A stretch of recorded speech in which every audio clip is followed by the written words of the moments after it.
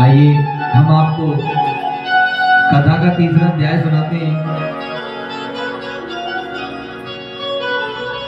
अपनी प्रजा में लीन एक अलकामुख नाम का बड़ा जितेंद्र राजा था।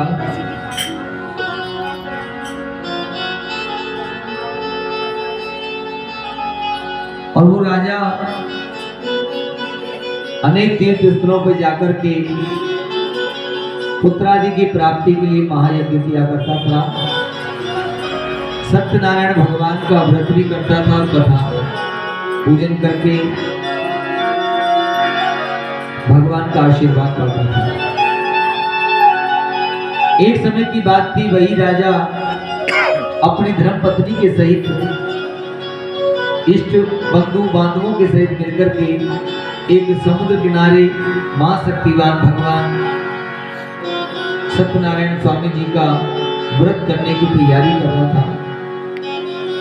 उसी समय वहां पर एक लकड़ी बेचने वाला लकड़हारा आता है, जिसके पास लकड़ियों का बहुत भारी गट्ठर है। गट्ठर को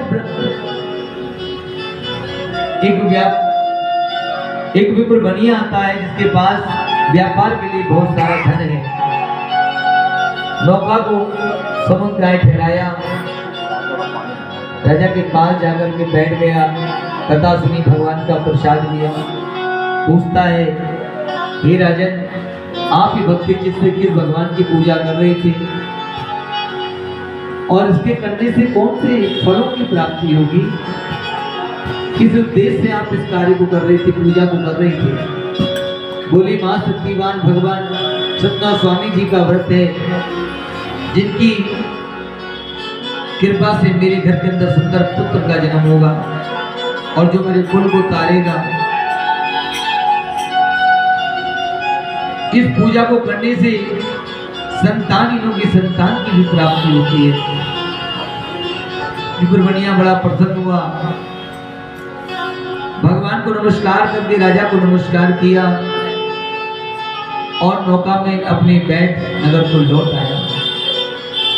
नगर में आकर के जब अपनी पत्नी से ऐसे मीठे वचन कहे तो उसकी पत्नी कहती है, स्वामी, हमने क्या क्या नहीं किया संतान प्राप्ति के लिए, लेकिन अगर तुम कहते हो कि बड़ा प्रभावशाली व्रत है तो आओ हम संकल्प लेते हैं कि जब भी हमारे को संतान होगी तब हम सुंदर से व्रत को करेंगे। अब संकल्प ले लिया तो भगवान की बड़ी कृपा हुई और विप्र बनी के घर के अंदर एक सुंदर कन्या का जन्म हुआ। अब कन्या का नामकरण कराया गया। कन्या का नाम रखा कलावती।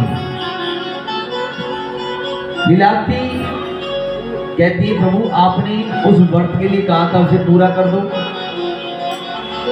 विप्र बनिया बोला, अब तो मेरा पौधन कोर्च हो चुका, अब मैं जो कुछ करूंगा इसके विवाह पे करूंगा। ऐसी दिलासा दे अपने व्यापार में लीन हो गया। व्यापार के कुछ सालों बाद लौटा तो उसने क्या देखा कि उसकी पुत्री ग्राम में सखियों के साथ खेल रही है। मन में विचार आया कि मेरी पुत्री विवाह के योग्य हो चुकी है। अपने दोस्त से कहा कि जाओ दूर समीपी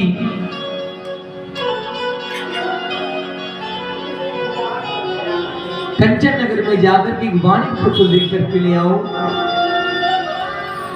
और उस वाणिक पुत्र से मैं अपनी पुत्री का विवाह कर दूंगा और मेरी गंगा स्नान कर लूंगा, क्योंकि मेरी पुत्री विवाह के योग्य हो चुकी है। दूत ने आज्ञा पाई, कंचन नगर पहुंचा। वहां उसने बड़ी स्त्रियों वाणिक पुत्र को देख करके उसको साथ ले आया। विप्र बनिए ने अपनी पुत्री का विवाह अपने जमाता से कर दिया, किंतु दुर्भाग्य से भगवान का व्रत करना भूल गया। अब तो भगवान बड़े रुष्ट हुए,